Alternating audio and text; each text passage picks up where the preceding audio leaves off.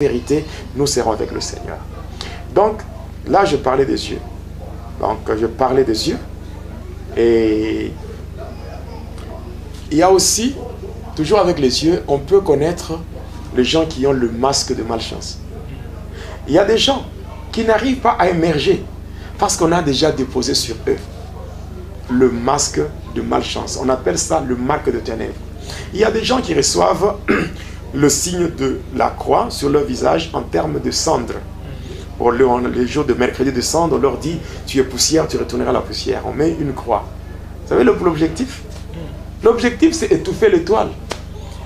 Parce que chaque personne, d'abord, a une étoile.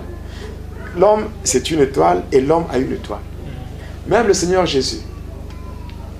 Le pourquoi de sa mission. Le contenu donc, de tout ce qu'il devait faire sur terre était caché dans une étoile. C'était les mages. Les mages ayant décortiqué, ayant fait l'analyse, ils ont découvert qu'un roi devait naître à partir de l'étoile. C'est comme ça que même une personne peut être dans le ventre. Donc la grossesse, donc on parle de la période de gestation. Dans le ventre, mais le sorcier attaque déjà. Pourquoi? Parce que l'homme peut être dans le ventre, la personne est dans le ventre, la personne n'est pas encore née. Mais on connaît déjà sa destinée. À partir de son étoile. Oui, à partir de son étoile. Lorsqu'on parle de l'étoile, oui. Ça sous-entend l'étoile que nous voyons? Non. Ouais. L'étoile cache le contenu. Donc l'étoile renferme, je dirais, le contenu de l'étoile détermine la destinée d'une personne. Et ainsi, passant par des principes astrologiques, on peut détecter ces choses. On peut découvrir et savoir ce que la personne sera. Et là, on peut déjà combattre. Voilà pourquoi vous allez voir, si par exemple dans le monde de ténèbres, on découvre que cette personne sera ça, ça. On lit dans son étoile, et à partir de là, on peut attaquer. Vous voyez, une personne devient maladive, une personne à l'école, les yeux compliquent, pour tout simplement que cette personne ne puisse pas étudier. Il y a des gens qui n'ont pas étudié, non pas parce qu'il n'y a pas eu de moyens pour payer les études, ce n'est pas parce que ces gens-là n'étaient pas intelligents, mais on a détruit leur vie. Parce qu'on a été jaloux de l'étoile. Ça s'appelle le combat d'une porte ouverte. Oui, c'est un combat. D'une manière, toi tu connais même pas. Mais c'est ça. Mais c'est que Dieu t'a donné. La vérité. Oui. Les mages, quand les mages poursuivaient l'étoile, Jésus était déjà né. Il était déjà né? Non, je ne pense pas. Il n'était pas encore né, mais ils ont vu qu'il y a eu mais le contenu de l'étoile déterminait sa destinée. Voilà pourquoi il a été combattu. Déjà, même Hérode avait ordonné le massacre des enfants de 0 à 5 ans. Alors, vous devez comprendre que passant par l'étoile, on peut détruire une personne. Il y a des gens qui ont beaucoup étudié, mais qui ne trouvent pas du travail. Oui, il y a des gens qui font un travail. Le travail n'est pas l'équivalent des études faites. Il y a des gens qui peuvent vous brandir leur diplôme. Oui, leurs documents liés aux études, les documents liés à leur bagage intellectuel. Mais quand vous regardez ce qu'ils font comme travail pour gagner la vie, il n'y a pas une compatibilité. Vous pouvez aller, vous faites une demande d'emploi, vous présentez votre CV, vous présentez tout ce qui est demandé. Mais on ne fait que vous promettre. Mais au même endroit où vous êtes parti avec d'autres, les autres ont été pris, ils ont déjà été embauchés, mais vous ne faites que tourner en rond. Vous avez étudié. Il y a des gens, il y a quelqu'un qui se retrouve en train de faire du commerce, n'est-ce pas, pour gagner sa vie. Mais c'est un ingénieur. Ingénieur qui a fait la polytechnique, qui a fait je ne sais pas quoi, qui a fait... Donc, vous voyez des gens avec de longs français, ils vous parlent un bon français. Et lorsque vous êtes devant la personne, vous dites cette personne vraiment, elle mérite beaucoup. La personne a tous les atouts pour réussir dans sa vie. Mais vous voyez des personnes comme ça. Donc il y a des personnes comme ça qui ont cela, le masque de malchance. On appelle ça les marques de ténèbres. Voilà pourquoi le Saint-Esprit, quand on est rempli de l'Esprit de Dieu, le Saint-Esprit c'est le sceau de la promesse de Dieu. Donc on doit être scellé. Parce que le Saint-Esprit c'est la marque de la distinction et c'est le symbole d'appartenance à Dieu. Quand quelqu'un a la marque de Dieu, Paul est en train même de dire, il parle de marque. Il dit dans Galates 6, 17, il dit que personne désormais ne me fasse de la peine car je porte sur mon corps les marques de Jésus. Il n'y a pas seulement le marque de Jésus, il y a aussi les marques de ténèbres que certaines personnes possèdent. Et ce sont ces marques qui empêchent à beaucoup de gens d'accéder à leur héritage, de prendre possession de leur héritage. Il y a beaucoup de gens qui souffrent aujourd'hui. Et j'ai toujours dit, par rapport aux gens qui condamnent le témoignage que nous donnons, moi j'ai toujours dit, Dieu m'est témoin, j'ai toujours dit que je suis une bénédiction pour le corps du Christ, sans prétention aucune. Je dis bien sans prétention aucune, je suis une bénédiction pour plusieurs, une bénédiction pour le corps du Christ. Aujourd'hui, permettez-moi de le dire, il y a combien de pasteurs qui ont eu à m'exploiter, moi? Combien? Combien de pasteurs je les ai trouvés avec leur ministère par terre? J'ai trouvé des églises qui étaient déjà en faillite sur le plan numérique. Je suis arrivé dans des églises et j'ai témoigné. Ces églises-là ont vu une restauration numérique. J'ai vu des églises qui étaient vraiment par terre. Voilà. Mais il y a de ces pasteurs-là, après avoir bénéficié de ce que j'ai apporté comme soutien, ils se sont donné la peine de chercher à me vilipender, à faire ceci ou cela. Mais moi, je dis toujours gloire au Seigneur. Gloire au Seigneur, pourquoi? Parce que le mal que les gens me font aujourd'hui, ça ne peut pas se comparer à ce que moi j'ai fait quand j'étais dans le ténèbre. Voilà. Si le Seigneur a eu à m'accorder le pardon, c'est que moi aussi j'accorde le pardon à tous ceux-là qui me font de la peine, tous ceux-là qui disent ceci ou cela. Et une parenthèse que j'ouvre et je vais la fermer rapidement, c'est par rapport à ceux-là qui commencent à me harceler par rapport au dossier lié au pasteur Christian.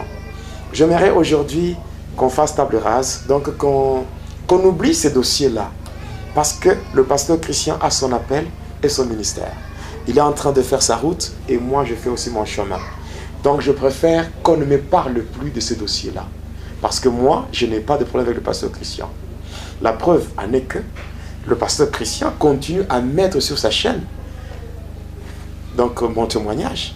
Il y a même certains témoignages que j'ai fait moi dans des églises de Kinshasa que le pasteur Christian a eu à filmer. Et ce n'était pas des émissions. Mais quand vous regardez sur sa chaîne, vous allez vous trouver que le pasteur Christian a mis sur sa chaîne mon témoignage que je faisais dans une église. Ça veut dire, s'il y avait des problèmes entre moi et lui, s'il y avait des problèmes, est-ce qu'il allait continuer à mettre ça? Donc ça veut dire simplement, moi je n'ai pas de problème. S'il y a des gens qui disent des choses ou qui font des polémiques, moi je ne suis pas là dans des champs d'histoire. Moi je ne suis pas un homme conflictuel. Et je n'aime pas dans ma vie des polémiques. Je ne peux pas commencer à entrer dans le média pour parler de ces choses-là, des histoires à dormir debout, parce que ça n'édifie pas et il n'y a aucune gloire que le Seigneur peut tirer dans des choses pareilles. Donc moi je suis là pour faire mon travail, l'œuvre de Dieu, la mission que le Seigneur m'a donnée. Donc arrêtez avec des questions de ceci. Parce que si, peut-être il y a des gens qui s'attendent que je vais répliquer. Oh non, nous avons appris. Je ne veux pas répliquer. Et je pense que la fois dernière aussi, on avait abordé, et vous étiez vraiment clair. Et vous, je ne veux pas répliquer. Voilà. Je ne veux pas répliquer. Si je réplique, c'est que le Seigneur ne peut pas lui-même parler en ma faveur. Moi je pense, je ne suis pas sur YouTube aujourd'hui, ce n'est pas aujourd'hui que ça a commencé. Depuis 2009, 2010, j'ai toujours été sur YouTube, sur Internet. Aller chez Casarema, aller chez Pain du Soir, avec le pasteur Crispin de l'Allemagne, aller chez Voice of Congo, aller même quand j'étais à Kin, avec le pasteur Christian. Je n'ai pas seulement travaillé avec le pasteur Christian. Le pasteur Christian, j'ai fait avec lui une émission, et donc quelques émissions. J'ai travaillé avec le frère Alvin Béa, de la chaîne Voix Céleste.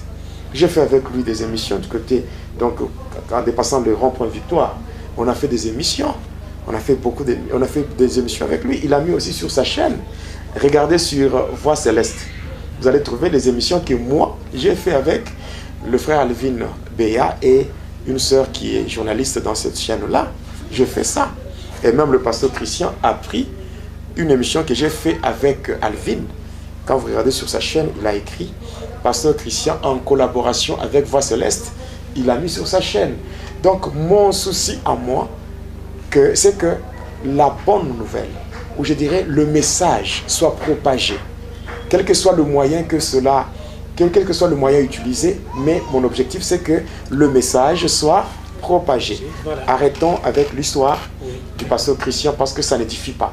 Voilà. Et l'important ici, c'est le témoignage. Et l'important ici, c'est que l'Église de Dieu puisse être édifiée et que les âmes soient gagnées à Christ. À Christ. Oui, c'est ce qui est plus important. Alors, j'ai bien aimé ce que vous avez dit et vous avez terminé sur une bonne note de pardon. Oui. Et heureusement que vous avez compris que ce que vous aviez fait était pire. Jésus-Christ vous a pardonné. M'a pardonné, oui. Et vous, à votre tour, vous ne Pour pouvez votre que information, pardonner. dit, voilà. La première personne qui m'avait empoisonné, c'était une sœur, protocole d'une église, qui avait été payée par un pasteur pour me tuer avec 5 000 $. Voilà. Après, j'ai fait 4 jours dans le coma. Quand je suis sorti de là, le Seigneur m'a restauré par rapport à la santé. La sœur était venue me voir pour avouer. Pour avouer, voilà, c'était ça, ça et ça et ça. Enfin, la personne qui voulait me tuer, qui avait mis le poison dans mon verre. Voilà. Mais qu'est-ce que j'ai dit à la sœur? Je te pardonne. Amen. Je te pardonne. Et c'est aujourd'hui cette sœur, elle est à Kolwezi. C'est moi qui suis son père dans la foi. C'est moi son encadreur. Amen. Oui, même maintenant. C'est ma fille dans la foi. Et ça me fait du bien. Donc ça me fait du bien. Et puis quand je souffre pour Christ, c'est pour moi une grande joie. C'est même un sujet de gloire lorsque on souffre parce qu'on est chrétien. Je ne peux pas accepter de souffrir à cause du péché. Mais je peux accepter de souffrir parce que je sers Jésus. Il a dit, c'est lui qui veut venir après moi, qu'il se charge de sa croix et qu'il me suive. La croix, ce n'est pas une joie. La croix, c'est la douleur. La croix, c'est la souffrance. Et nous devons, quand nous souffrons pour le Seigneur, c'est aussi pour nous un signe. Hein? C'est aussi une preuve de l'amour que nous avons pour le Seigneur. Oui, c'est simple, non?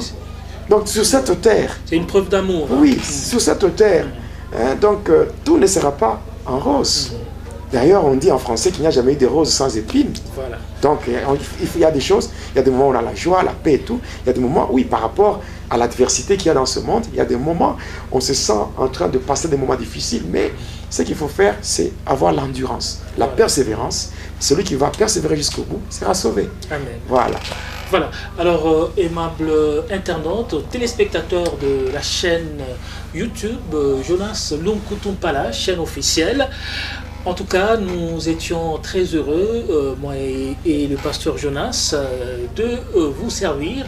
Et je pense que l'émission d'aujourd'hui a apporté un plus dans votre vie, c'est ça l'essentiel. Alors, il y a des personnes qui n'ont pas encore accepté le Seigneur Jésus-Christ ou qui ont rétrogradé dans la foi et qui ne sont plus forts. Et j'aimerais que vous puissiez les recommander entre la main du Seigneur et surtout ceux-là qui n'ont pas encore accepté Jésus-Christ. Oui, à ce sujet, permettez-moi de lire, ou je vais faire la lecture la fois prochaine, dans une prochaine émission. Il est dit dans Hébreu que si tu entends la voix de Dieu, n'endurcis pas ton cœur. Si vous entendez la voix de Dieu, n'endurcissez pas votre cœur. Aujourd'hui, c'est le jour du salut. Quand tu entends la parole de Dieu, ce que tu dois savoir, toi qui m'écoutes, c'est que le Seigneur t'aime. Ce n'est pas un fait du hasard que tu te retrouves aujourd'hui en train de suivre ce témoignage.